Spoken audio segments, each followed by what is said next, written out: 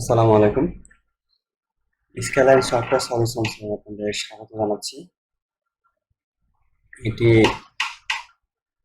Web design basic কোর্সের CSS tutorial. আজকে আমরা সিএসএস টিউটোরিয়ালের 4 নম্বর পার্ট শুরু করছি। 3 নম্বর পার্টে আমরা বর্ডার মার্জিন এবং প্যাডিং দেখেছি।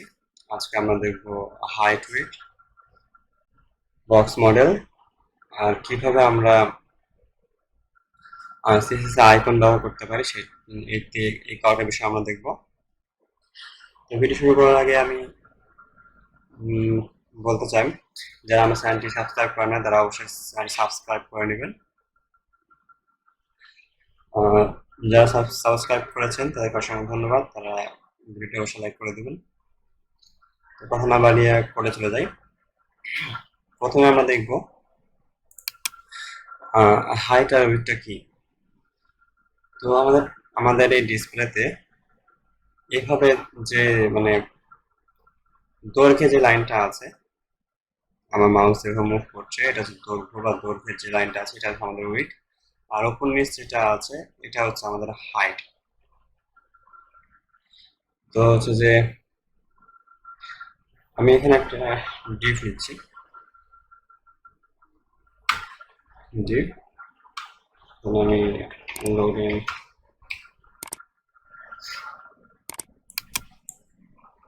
আমি একটা ডিভ নিলাম, তার মধ্যে কিছু টেক্সট। তো এখানে আমি এক্সটার্নাল সিএসএস এর মাধ্যমে আমি যে স্টাইল করব। তো আমি ডিভটাকে ধরে নিই, ডিভ। এখান থেকে হচ্ছে যে প্রথমে আমি এটা ব্যাকগ্রাউন্ড কালার দিব। ব্যাকগ্রাউন্ড কালার আমি এটা দিচ্ছি হচ্ছে যে ব্লু ভায়োলেট।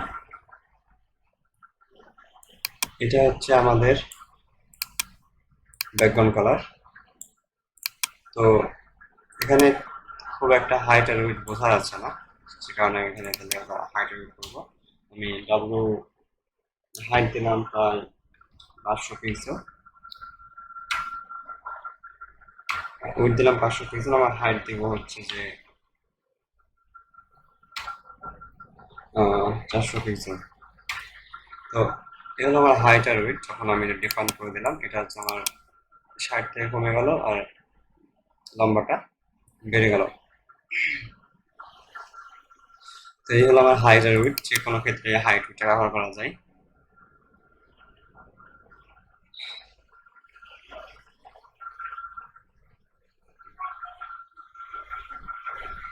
তো এবার আমরা দেখবো বক্স মডেল। আসলে বক্স মডেলটা কি। তো আমি তার আগে একটা ছবি দেখবো। এই ছবি দেখে আমরা বুঝতে পারছি যে এটা একটা বক্স। তো গতকালকে আমরা এই বিষয় নিয়ে আলোচনা করেছি, আজকে আবার এই বিষয় নিয়ে আলোচনা করছি। তো মাঝখানে যেটা আছে সেটা হচ্ছে আমার কন্টেন্ট।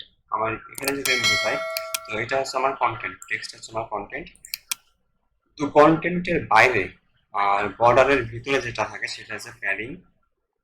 আর প্যাডিং আর মার্জিনের মাঝখানে যেটা থাকে সেটা হচ্ছে বর্ডার, আর বর্ডারের বাইরে যেটা থাকে সেটা হচ্ছে মার্জিন।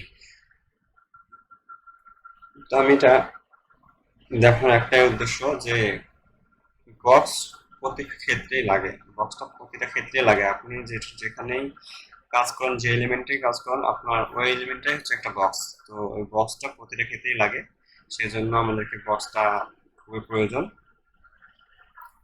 তো আমি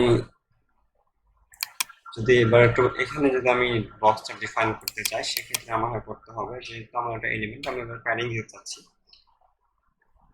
প্যাডিং প্যাডিং দিলাম হচ্ছে 25 পিক্সেল।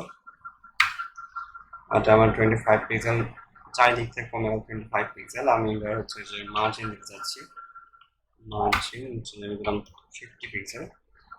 আর দেখেন আমার জায়গা ছেড়ে দিল কিছুটা, ওপর নিচ আর সাইড থেকে জায়গা ছেড়ে দিয়েছে। তো এগুলো আমার মার্জিন। এবার আমি হচ্ছে বর্ডার ডিক্লেয়ার করবো। তো বর্ডার হবে আমার হচ্ছে যে 10 পিক্সেল, 10 পিক্সেল সলিড হচ্ছে যে কালার যেহেতু আমি ডিফাইন করে নিই যেন একটা ব্ল্যাক কালার নিয়েছে, তো আমি এখানে হচ্ছে যে গ্রিন কালারটা ইউজ করবো। আমি গ্রিন কালারটা ইউজ করলাম। তো এ হলো আমাদের হচ্ছে যে বক্স। তো এটা হচ্ছে আমার মার্জিন, এই ধারটা হচ্ছে আমার মার্জিন ও বাইরের গুলো মার্জিন। এই গ্যাপটা হচ্ছে আমার প্যাডিং, এই গ্যাপগুলো হচ্ছে আমার প্যাডিং। তো হচ্ছে যে এই টেক্সটটা হচ্ছে আমার কন্টেন্ট, এই টেক্সটটা হচ্ছে আমার কন্টেন্ট, আর এটা হচ্ছে আমার বর্ডার। তো এই হলো হচ্ছে যে বক্স মডেল। তো সিএসএস এ ফন্ট ব্যবহার করার জন্য, আইকন আইকন ব্যবহার করার জন্য আমরা ফন্ট অসম নামে একটা ওয়েবসাইট আছে যেটা আমরা ব্যবহার করি। তো সেটা আমি সেই ওয়েবসাইটে চলে যাই। font.com লিখে সার্চ দিলে ওটা হচ্ছে যে আপনাকে এই পেজে নিয়ে আসবে। এই পেজ থেকে মাথার উপর থেকে আইকন চুজ করবো আমরা। আইকন চুজ করার পরে হচ্ছে যে এখানে আমরা যে কোনো একটা নাম লিখে সার্চ দিতে পারি, বা এখানে যে কোনো একটা নাম লিখে সার্চ করতে পারি। যদি আমি চাই হচ্ছে যে গিটহাবের একটা অ্যাকাউন্ট আছে আমরা, আমি যদি গিটহাব লিখে সার্চ দিই, তো এখানে আমার গিটহাবের অনেকগুলো ইয়ে দিয়েছে, লোগো দিয়েছে। তো আমি ফ্রিটা অবশ্যই সিলেক্ট করবো, ফ্রি। তো আমি বলেছিলাম হচ্ছে যে আমরা আয়ের ব্যবহার শুধুমাত্র হচ্ছে যে ফন্ট ডিজাইন করার জন্য না, আমরা আরো কাজে ব্যবহার করে থাকি। তো আজকে আমরা সেই আয়ের ব্যবহারটা দেখব। তো এখান থেকে আমরা যে কোনো একটা ফন্ট ক্লিক করে, যে কোনো একটা আইকনের উপর ক্লিক করে আমরা এটা বিস্তারিত দেখতে পারি, এমনকি তার কোডটাও আমরা দেখতে পারবো। এই কোডটা আমাদেরকে কপি করে নিতে হবে। তো আমি কপি করে রাখলাম। তার আগে আমি আপনাদেরকে আরেকটা জিনিস দেখানোর আগে আমি আপনাদেরকে আরেকটা জিনিস দেখা চাই। সেটা হচ্ছে যে এই ফন্ট কাস্টমার একটা লিঙ্ক আছে, সিএসএস লিঙ্ক। তো ওই লিঙ্কটা অবশ্যই আমাদেরকে index.html এ রাখতে হবে। এখানে আমার রাখা আছে, বা এখানে আমি অ্যাড করে রেখেছি আগে থেকেই। তো এটা কোথা থেকে পেলাম আমি সেটাও আপনাদেরকে দেখাবো। তো হচ্ছে যে ব্রাউজারে যে আমাকে এখানে লিখতে হবে cdnjs ফন্টাসন, cdnjs ফন্টাসন। এই যে আমার এখানে চলে এসেছে cdnjs ফন্টাসন। এটাতে ক্লিক করলে একটা ওয়েবসাইট সার্চের প্রথম যে ওয়েবসাইটটা আছে এটাতে ক্লিক করতে হবে। ক্লিক করার পরে এখানে প্রথম যে লিঙ্কটা থাকবে, এই প্রথম লিঙ্কটাই কপি করে নিতে হবে এখান থেকে। যে এই মাঝখানটায় ক্লিক করলেও কপি হয়ে যাবে। আমরা মাঝখানটাই নিব আমরা, তাহলে আমাদের আর এক্সট্রা লিঙ্ক লিখতে হবে না। আর জন্য আমরা মাঝখানটা কপি করে নেবো, কপি করে নিয়ে এখানে পেস্ট করে দেবো। এটাতে ক্লিক করলেই কপি হয়ে যাবে, সমস্যা নাই। আমি ফন্টসমের সিএসএসটা, তারপর হচ্ছে যে এই cdnjs এর ওয়েবসাইট আর ফন্টসমের ওয়েবসাইট, এই তিনটাই আমি আমার কমেন্টে আর ডিসক্রিপশন বক্সে দিয়ে দেবো, আপনারা সেখান থেকে কালেক্ট করে নিতে পারেন। তো আমরা এবার দেখবো ইমপ্লিমেন্ট কিভাবে করা। তো আমি যেহেতু ফন্ট নিয়ে এসেছি, তো আমি হচ্ছে যে এই বক্সের নিচে আমি সেটাকে পেস্ট করে দেবো। যখন আমি পেস্ট করবো তখনই দেখেন এখানে আমাকে আইকন দেখাচ্ছে। তো এটাকে আমি এই আই ধরেও আমি হচ্ছে যে স্টাইল করতে পারি, এই ব্র্যান্ড ধরেও আমি স্টাইল করতে পারি, আবার এই আইকনটা ধরেও আমি স্টাইল মানে এই ক্লাসটা ধরেও আমি স্টাইল করতে পারি। তো আমরা স্টাইল করব হচ্ছে যে এই ক্লাসটা ধরেই, এটা স্পেসিফিক, এজন্য এর মতো আরটা থাকবে না, এজন্য আমরা এই ক্লাসটা ধরে স্টাইল করব। তাছাড়া আপনি এক্সট্রা নিজের মতন একটা ক্লাসও দিয়ে ডিজাইন করতে পারেন। তো আমি এটা নিয়ে ডিজাইন করব, সে কারণে আমি এটা কপি করে নিলাম।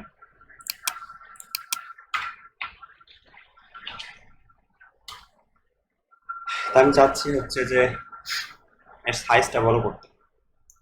তো অবশ্যই আইকনের ক্ষেত্রে কখন আমরা হাইট আর উইডথ ইউজ করবো না, ফন্ট বা হচ্ছে যে আইকনের ক্ষেত্রে আমরা ফন্টের সাইজটা ইউজ করবো, ফন্ট সাইজটা স্টাইল করবো, চুজ করবো।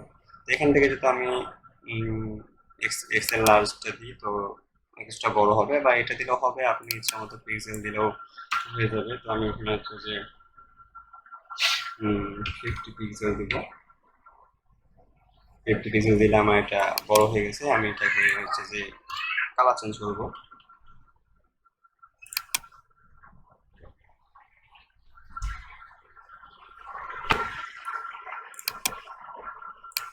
তো আমি এখানে কালার হচ্ছে যে একটু চেঞ্জ করবো। আমি হচ্ছে যে এখানে রেড কালার দিব। আমার কালার চেঞ্জ হয়ে গেছে।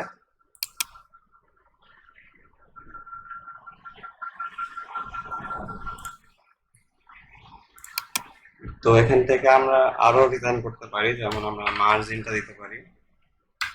মার্জিনটা আমি চাচ্ছি হচ্ছে যে উপর থেকে 0 থাক, রাইট থেকে 0 থাক, নিচ থেকে 0 থাক, শুধুমাত্র ডান সাইড থেকে হবে হচ্ছে যে 50 পিক্সেল।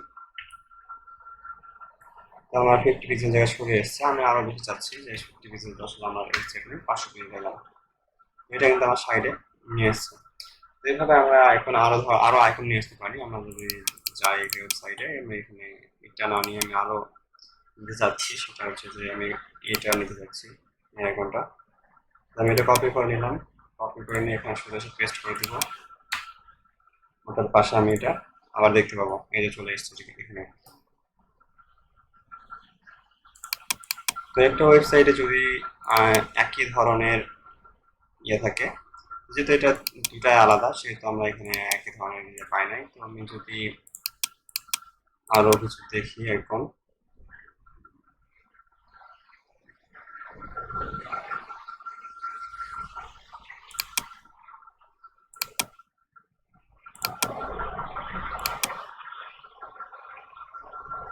এটা যদি আমি যেটা নিয়ে আসি, এটা যদি আমি ইউজ করি, তো দেখতে পারবেন যে আমার এই ব্র্যান্ড আর ব্র্যান্ড দুটাই কিন্তু সেম। তো আমি চাচ্ছি হচ্ছে যে আমার এই ফন্টের সাইজটা, আমার দুটো ফন্টের সাইজ এক হবে। আমি চাচ্ছি হচ্ছে যে ডট ফা ব্রাঞ্চ, আমি যদি এখানে কালার এই দুইটা এক করে দিই, তো আমি দেখতে পাবো যে আমার এই দুইটা সেম হয়ে গেছে, দুইটা সেম সাইজের হয়ে গেছে। এভাবে আপনারা আপনার আইকন ডিজাইন করতে পারেন, বিভিন্ন জায়গায় আইকনগুলো ইউজ করতে পারেন। তো আশা করি আপনাদের ভিডিওটা ভালো লেগেছে, আপনারা ভিডিও বুঝতে পেরেছেন। যদি কোনো সমস্যা থাকে, আপনারা কোনো বিষয় যদি বুঝতে না পারেন, তো অবশ্যই আমার কমেন্ট করে জানাবেন। তো আজকের ভিডিও এই পর্যন্তই। আশা করি সবাই ভালো থাকবেন। ধন্যবাদ।